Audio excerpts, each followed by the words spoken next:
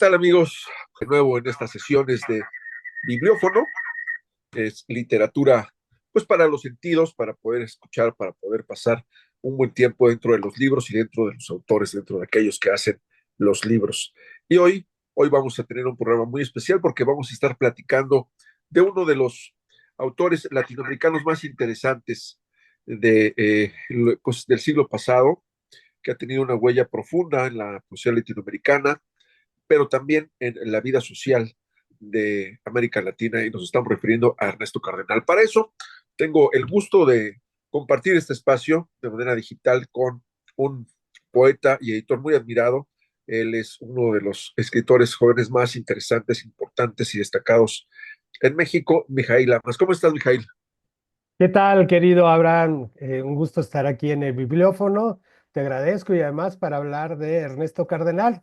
También te agradezco lo de joven. Hace tiempo que dejé de serlo según el Fonca. Ya hace bastante tiempo, ¿no? Uno deja de ser joven que a los 35 años según el Fonca. Y bueno, yo ya me pasé por 10 años, ¿no? Ya voy a cumplir, fíjate, este año voy a cumplir 46. Pero bueno, fui bendecido con esta apariencia de joven, aunque ya cada vez menos, ¿eh? Y te Oye, agradezco, bueno, te agradezco. eso tiene que ver con la sangre, porque me ocurre también, bueno, tú eres de Sinaloa, mi familia es de Chihuahua, entonces creo que los del norte como que nos inyectan esta, digamos, gama de juventud, porque yo estoy un poco más arriba que tú, yo estoy en el quinto piso, y por Ya. fortuna parecemos Te ves un ligeramente más poco más jóvenes. joven, sí, sí. A mí Exacto. yo digo que cada vez menos, la verdad es que esa lozanía ya se fue. Pero bueno, cambiemos de temas tristes a temas más alegres.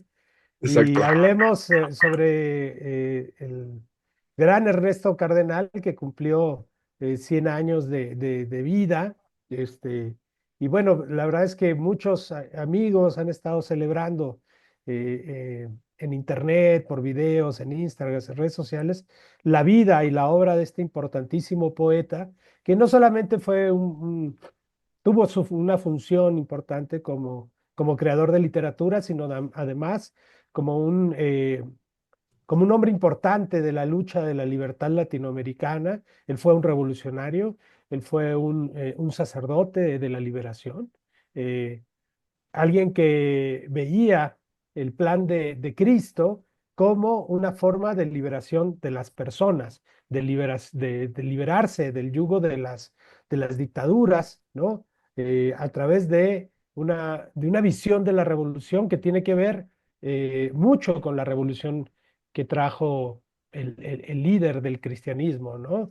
Entonces, que es Jesús, por supuesto, Jesús de Nazaret. Y si puede uno ser o no ser creyente, católico, cristiano, pero sí admirar eh, cómo ellos, no solamente eh, eh, Ernesto Cardenal, sino un grupo de sacerdotes que entendieron, ¿no? O que de alguna manera miraron que el plan de Cristo, líder del cristianismo, el plan de Jesús, líder del cristianismo, era un plan bastante revolucionario, ¿no? Eh, que habla de igualdad, que habla de reivindicación de los marginados, de los pobres, de los rechazados, ¿no? Y curiosamente, resulta ahora que hay una especie de de advenimiento de su vida de la ultraderecha, que suele ser bastante cristiana, eh, pero que a la vez traiciona todos estos principios de igualdad, de reconocimiento de los marginados y que se comporta, parece ser, todo lo contrario de lo que dice el cristianismo, ¿no? O sea, rechazan al diferente, rechazan a las personas migrantes cuando Jesucristo fue un migrante, este, en fin, parece el mundo al revés, ¿no? Donde aquellos que se dicen ser los más cristianos son los más anticristianos, ¿no? En fin, por eso la importancia no solo como poeta, como un poeta que a través de su poesía va también intentar reivindicar todos estos temas, ¿no? Y bueno, Claro, y fíjate, su labor revolucionaria práctica también, ¿no? En fin. claro, exactamente. Eso es lo que iba, porque no solamente la lectura del personaje y de la obra del personaje es muy interesante en estos momentos por lo que dices, sino que particularmente en su país hay una situación que, digamos, va, pues no sé si contradiciendo sea la palabra correcta, pero sí revolviendo y haciendo ahí un mix, de tal manera que, por ejemplo, en estos días, la semana pasada fue el centenario de este gran poeta, de este gran personaje, no hubo celebración al respecto de su figura ni de su obra, ¿no? Sí, bueno, hemos visto cómo Daniel Ortega ha traicionado todos los principios de de la revolución en Nicaragua. Él fue importante para este movimiento insurgente y bueno, y luchó al lado del mismo cardenal que estuvo precisamente ahí, ¿no? Batallando. eh, con con esta postura y murió de alguna manera también marginado ante esta nueva, digamos, postura de Daniel Ortega, que ya se ha erigido como una especie pues de tirano, ¿no? Traicionando todos los valores antiautoritarios de la revolución, ¿no? Y en este ambiente, en esta perspectiva de los 25 años de este siglo, en el que todo parece tener una vertiente pues muy similar al siglo XX, pero también con estos tintes que bien hablas, ¿no? De pronto la derecha, la más apegada a la religión o al cristianismo particularmente, pero de pronto traicionando eh, pues las necesidades de los más marginados y de pronto una izquierda que está también muy convulsa. ¿Cómo acercarnos a la obra de un escritor que estuvo precisamente esta rectitud de vivir conforme pensaba y de escribir conforme vivía? ¿Cómo acercarnos a Cardenal?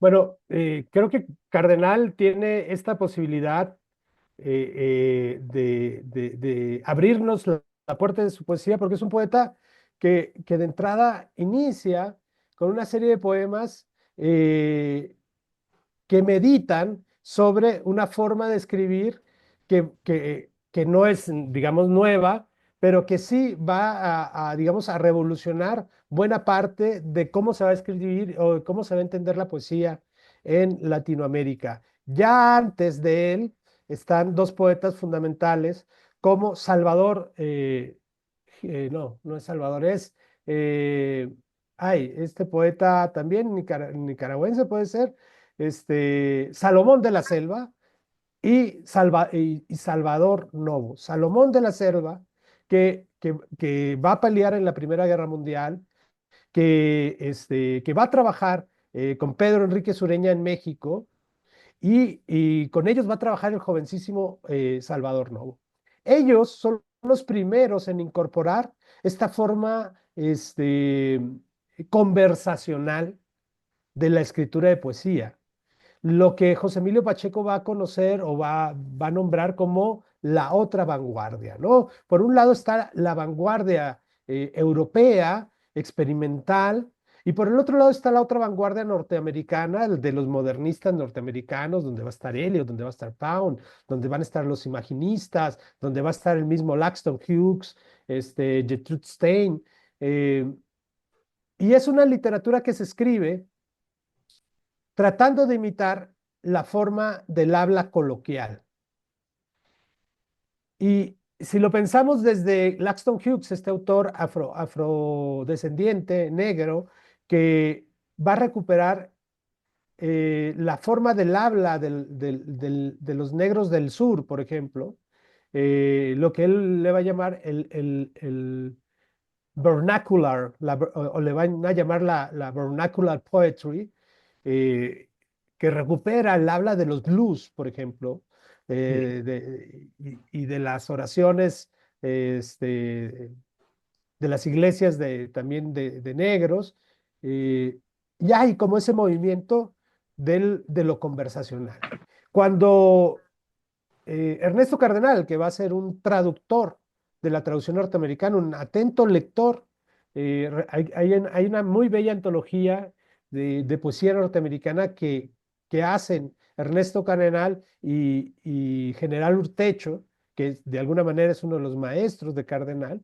Eh, Esto nos habla de la manera en que están revisando la poesía conversacional, que te digo, no es nueva, no la inventa Cardenal, viene ya desde Salvador Novo. Salvador Novo va a ser muy importante para entender este movimiento hacia lo conversacional, que va a romper con la métrica, que va a romper, es el único de los poetas de contemporáneos, por ejemplo, Novo, que va a romper con la silva castellana. Todos los contemporáneos son muy perfectos en su construcción de los versos en decasílabos, alejandrinos, eh, otras formas de versificación. Novo incorpora la forma de lo conversacional, rompe con la métrica. Salomón de la Selva también lo hace, digamos, como pionero en un libro que se llama El Soldado Desconocido. Y digamos que ahí está la base, ¿no? Y que es una base bastante centroamericana, si pensamos en Salomón, Salomón de la Selva. Y a esa tradición se adhiere Ernesto Cardenal y dice, la onda para una poesía que puede ser entendida, que puede ser comprendida en su sencillez, está en el modelo norteamericano. Y entonces se dedica, junto con Coronel Utrecho, a leer la poesía norteamericana, a traducir la poesía norteamericana y a generar una poesía eh, eh, que luego le llama el exteriorismo, ¿no? Y que vamos a ver principalmente en sus poemas como los epigramas, donde habla a la manera de Propercio, de Catulo, y él mismo hace algunas versiones de Catulo, de Propercio, eh, pero con una dicción y con un léxico que tiene que ver mucho, ya no tanto con la literatura latina, sino que tiene que ver con la poesía conversacional, confesionalista norteamericana, ¿no? Entonces, yo digo que para entrar a conocer la poesía de Cardenal, un buen punto de partida serían sus epigramas. Claro, ese es un buen punto de partida, sobre todo porque, como bien lo dices, se sube a una corriente rompiendo tradiciones, pero además con esta carga mística de donde proviene, que es, digamos, su ejercicio como sacerdote.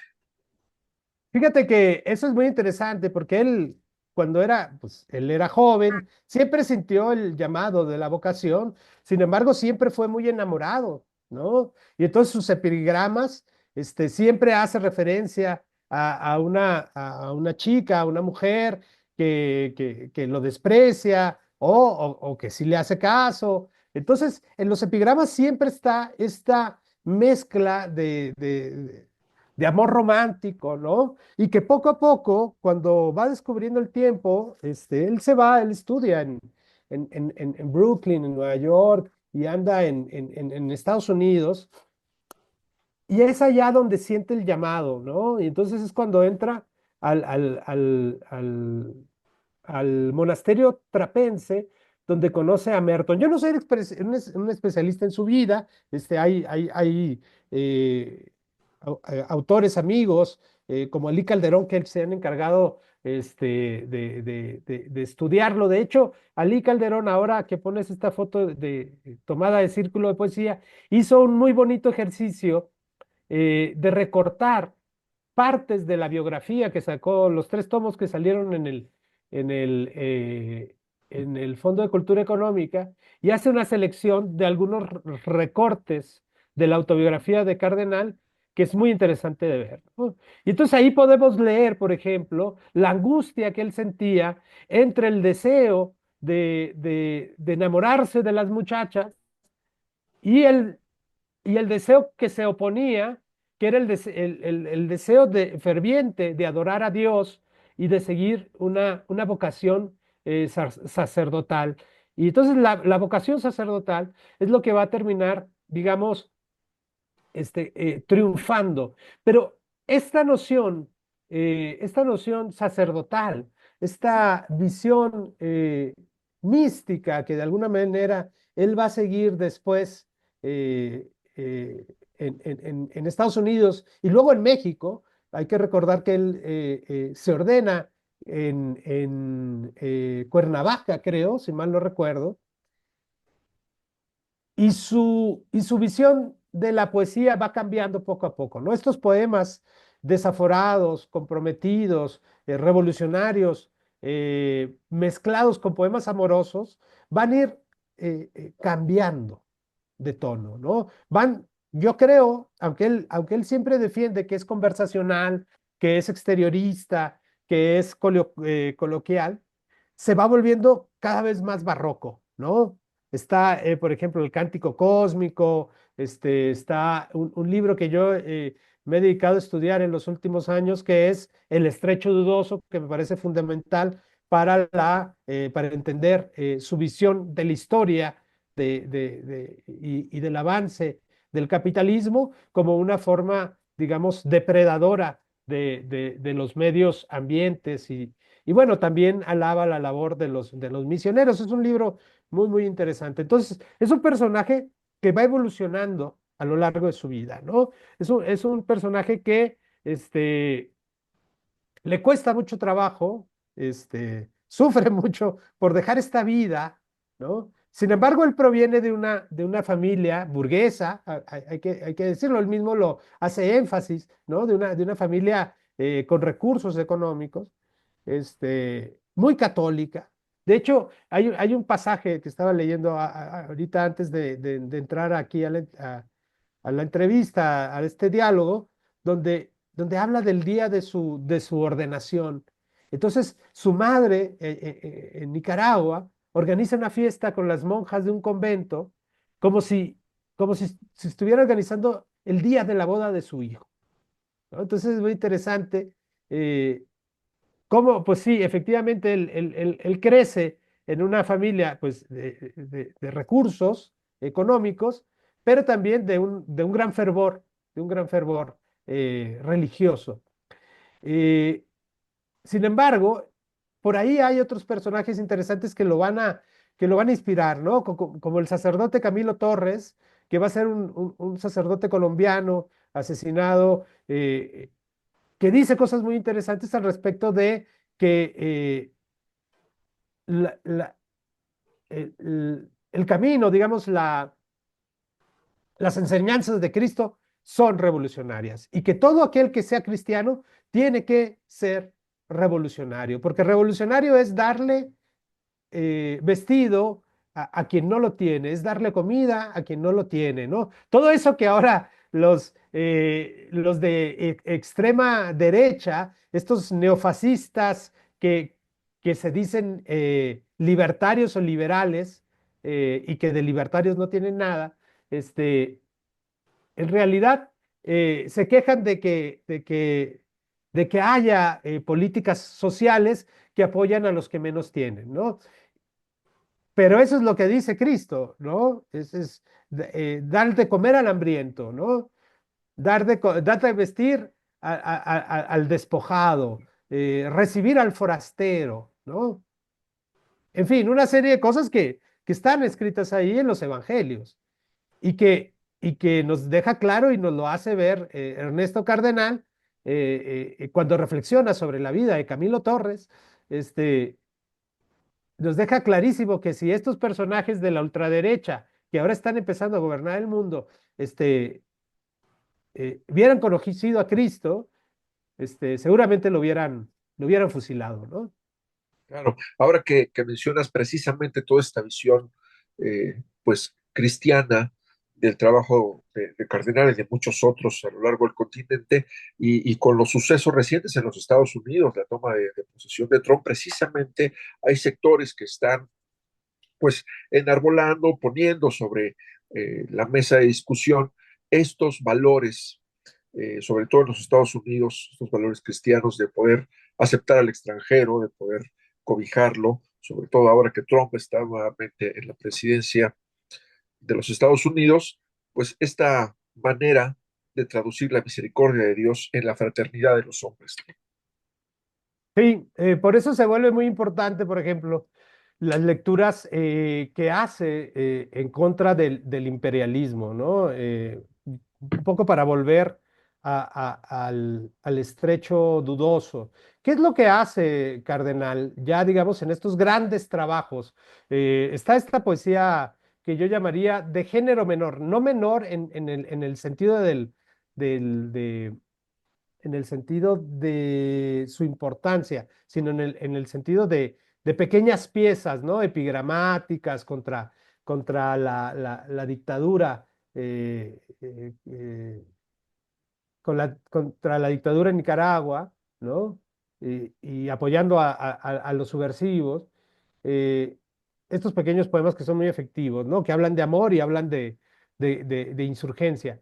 Pero después va construyendo cada vez un discurso eh, más estructurado, más, más histórico, que eso es la parte que a mí me interesa, ¿no? Porque cuando él se propone escribir poesía, se propone escribir poesía como quien escribe historia. Y esto lo podemos ver en el Estrecho Dudoso. ¿Qué es el Estrecho Dudoso? El Estrecho Dudoso es una ruta marítima casi mítica que podría haber existido, según los escritos de las cartas de relación de algunos navegantes por lo que ahora es Nicaragua. Este, y era una ruta marítima que podía llevar del Golfo de México, del Caribe, al Pacífico, pero nunca se encontró. Entonces, hay como una especie de anhelo eh, de los nicaragüenses de qué hubiera pasado, qué hubiera sido de Nicaragua y de esta región de Centroamérica si se hubiera encontrado la ruta marítima del estrecho, ¿no? Una especie de canal de Panamá que Claro, no fue. alterno, místico. Místico, casi llevado a la especie, una especie de mito, ¿no? Fundacional de Nicaragua, ¿no? Y entonces habla este poema del proceso colonizador, ¿no? De la llegada de los españoles, de la existencia de los grupos indígenas y cómo fue, cómo el mundo se termina para ellos, ¿no? Cómo los indios, los hombres y mujeres de los pueblos originarios simplemente dejaron de reproducirse porque no querían someter a su descendencia a este castigo terrible, ¿no?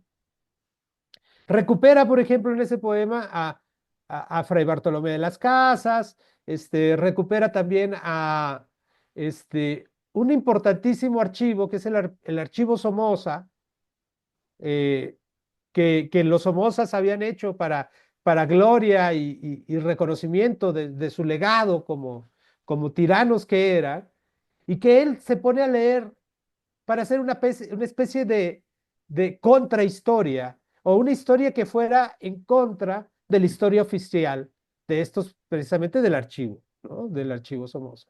Entonces recupera el archivo. ¿Y qué es lo que hace? Darle nombre a los que nunca tienen nombres, ¿no? Y en estas relaciones comerciales, relaciones de la colonia, recupera nombres de esclavos pertenecientes a pueblos originarios, esclavos negros, y dice sus nombres, ¿no? Los llama, los Entonces nombra. lo nombra, empieza a nombrar, él les dice estos dulces nombres perdidos en el archivo, ¿no? Y además, fíjate cómo de pronto hemos recorrido esta lectura de Cardenal y de pronto tenemos varios elementos ya sobre la mesa, sobre el personaje y sobre su obra, que es Ujú. un poco el llamado que siente siempre a la vida eclesiástica, esta dicotomía con el amor carnal, pero también la conciencia de la historia y la preocupación por los más débiles, ¿no? Siempre preocupado. Es muy interesante, por ejemplo, cómo eh, la idea de construir una ciudad idílica, una ciudad, un pueblo donde todo sea cooperativo, donde todo sea social, donde todo les pertenezca a todos, esta isla de Solentiname, donde estuvo Cortázar, donde estuvieron muchos grandes escritores. Recuerdo ese cuento de Cortázar, Apocalipsis en Solentiname, creo que se llama, donde narra un poco el miedo de que este hermoso proyecto en el que trabajó toda su vida, Cardenal, se terminara por desaparecer, ¿no? Ante la posibilidad de la traición de este movimiento revolucionario. Entonces se vuelve muy interesante cómo nunca deja de trabajar para la poesía, pero también la poesía como una especie de camino para la justicia de los que no tienen nada, ¿no? Los despojados, los desposeídos de esta tierra. Claro. Y además, pensando en la figura de Cardenal a 100 años de su natalicio, también es muy interesante ver cómo, junto con otros personajes latinoamericanos que recorrieron la historia y el continente precisamente en esta lucha por los más débiles, por los desposeídos, él siempre estuvo, digamos, enarbolando no solamente la acción revolucionaria en el campo con la gente, sino siempre a la par, constantemente usando la poesía y la literatura como una herramienta, ¿no? Sí, me llama mucho la atención porque ¿cómo lo hace, no? Él, cuando tuvimos la oportunidad de conocerlo en el 2006, antes de que existiera, fíjate, Círculo de Poesía, hicimos juntos con la Cámara, con el Congreso de la Ciudad, un encuentro en 2006, el primer encuentro iberoamericano Ciudad de México, donde estuvo Cardenal, donde estuvo Ledo Ivo, donde estuvo Juan Gelman, donde estuvo Alicho Macero, donde estuvo Zurita. Y una de las lecturas más importantes fue la de Cardenal, por supuesto, ¿no? Hay un video donde se puede ver la lectura, pero hubo unos encuentros que me tocó coordinar en la casa Refugio Citlaltépetl, donde él nos habló precisamente de su visión de la poesía, ¿no? Y esta forma de poética, ¿no? De decir que a la poesía le gustan las palabras concretas, ¿no? Prefiere que digas palmera a que digas, o Guayacán, a que digas solo árbol, o que digas la calle circuito interior, a que digas por una calle grande, ¿no? Entonces, estas ideas de la poesía como una forma de concreción para que el poeta pueda ubicarse históricamente ante su realidad, ¿no? Hay un fuerte compromiso al respecto de su noción poética sobre la realidad que pocos poetas han tenido, ¿no? Y que creo que nos enseñan en un mundo de la poesía tan, a veces tan vaporoso, Por eh, decirlo menos. poder decirlo menos, ¿no? Eh, que a veces el relato que construimos en el poema es bien importante, ¿no? Entonces, efectivamente, esta enseñanza de concreción no solamente tiene la finalidad de crear una poesía con elementos concretos, ¿no? Con la concreción del objeto poético, sino también una poesía que está muy comprometida con su tiempo histórico y con su realidad. Claro, es decir, Así sea un poema de amor, pues, ¿no? claro, sí, sí. Y es más allá de la belleza propia de las palabras, sino más bien usarlas para que tenga fondo el poema, que tenga sustancia, que hable de la realidad, ¿no? Sí, para él es importantísimo que las palabras que hacen ver, ¿no? Entonces él dice, las cosas entran primero por los ojos, ¿no? Dice, yo tengo diferencias, por supuesto, al respecto de su poética, sin embargo, casi siempre estoy de acuerdo, ¿no? Mijail, y pues para ir un poco cerrando esta charla que siempre se pone muy amena contigo, ahora referente a Ernesto Cardenal, ¿cuál crees que sería? Hemos hablado pues de estos elementos que no tienen que ver solamente con su ejercicio poético, con su poética, con su compromiso social, con su participación en la historia a través de la memoria, pero también a través de la acción literaria. ¿Cuál crees que sea el mayor aporte de la obra de Cardenal pues para la literatura latinoamericana y también para los escritores más jóvenes? Mira, hay varias, digamos, legados importantes que nos deja Ernesto Cardenal. Por un lado es la congruencia y la ética de trabajo, ¿no? Como un ser humano que siempre trabajó para los demás, al servicio de los otros, y sobre todo de aquellos que menos tienen.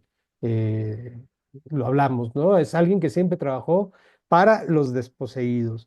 Y hizo de su compromiso social eh, una una forma de poética también, ¿no? Y su poesía siempre estuvo también comprometida con la realidad y a favor también de aquellos que menos tienen. Estuvo comprometida con señalar, eh, digamos, la injusticia de los poderosos y del capital, ¿no? Siempre estuvo en contra, fue un cristiano y como todo buen cristiano, en el fondo, todo cristianismo es un anticapitalismo, ¿no? O sea, Claro. todo un verdadero cristianismo es un anticapitalismo, ¿no? Entonces, ahora que vemos un montón de estas iglesias, no voy a criticar por nombres, pero cada vez que vemos estos cultos aparentemente cristianos, en los que se ensalza el dinero, eh, eh, pues no puede dejar de sentir uno que hay una gran traición. Claro, Y estas teologías de la abundancia y de la riqueza. sí, yo creo que una teología de la abundancia es interesante, ¿no? Una teología de la abundancia, pero para todos, ¿no? Como era la que perseguían estos sacerdotes de la teología de la liberación y de la filosofía de la liberación, a la que pertenecía también, o era muy cercano, Dussel, ¿no? En fin, otros pensadores, filósofos latinoamericanos, ¿no? Entonces, esa es una gran enseñanza y no quiere decir, por otro lado, que Cardenal se haya olvidado de la estricta creación formal de la poesía a partir de los procedimientos más refinados de la escritura poética por el mensaje social comprometido, político, ¿no? Al contrario, su poesía es de una gran factura, de una de un acopio enorme, finísimo de procedimientos poéticos experimentales, ¿no? Por ahí hay un crítico muy bueno que dice que no hay experimentación, sino que hay solo panfleto en la poesía de, de, de Cardenal. Y yo digo, efectivamente, sí hay un evidente mensaje político, social, panfletario, por supuesto, pero nos espanta la palabra panfletario porque estamos colonizados, ¿no? Sí, Y creemos que decir que una poesía es comprometida, política, panfletaria, es una ofensa. Y yo digo que eso tiene que ver eso lo han generado la reacción, ¿no? Los claro, reaccionarios, ¿no? claro. Para decirle a los más jóvenes, precisamente, y a eso voy, que no se comprometan políticamente, que no se comprometan socialmente, que no crean en luchas sociales y que su poesía no se contamine, dicen, y no contaminen entre comillas. Y yo creo que una de las grandes enseñanzas de Cardenal es que no hay que tenerle miedo al compromiso social, al panfleto, ¿no? Creo que quienes nos ofenden diciendo que tal o cual poesía es panfletaria, es porque están colonizados de su concepción estética. Quieren que el arte no muerda, quieren que el arte no reclame, ¿no? Entonces, creo que esa es una gran enseñanza que Cardenal nos deja a todos, ¿no? Claro, esta idea, pues un poco ridícula de que lo panfletario es vacío, es burdo, es mentiroso, es falso, y que por el contrario eh, tiene fondo y compromiso. Sí, hay un montón de discursos moderados, de discursos estéticos que de alguna manera, artísticos, digo, enaltecen la vida, la vida moderada, la vida recatada o ciertas visiones del capitalismo, ¿no? Y que incluso pueden llegar a ser loas al capitalismo, como mucho cine, por ejemplo, mucho cine que vemos, ¿no? Y que digamos, ideologiza desde una perspectiva muy clara. eh, la música, por ejemplo. Hay una serie de expresiones artísticas que son evidentemente ideológicas y que no pasan por panfletos, ¿no? Claro, ¿Por qué? Porque, bueno, en fin, ¿no? Porque el mercado y una serie de valoraciones estéticas conservadoras o contrainsurgentes, para utilizar un término que le escuché a Heriberto Yepes, este, dicen que eso es lo canónico, lo clásico, lo literario, ¿no? claro, Cuando en realidad, pues son evidentemente conservadores, ¿no? claro.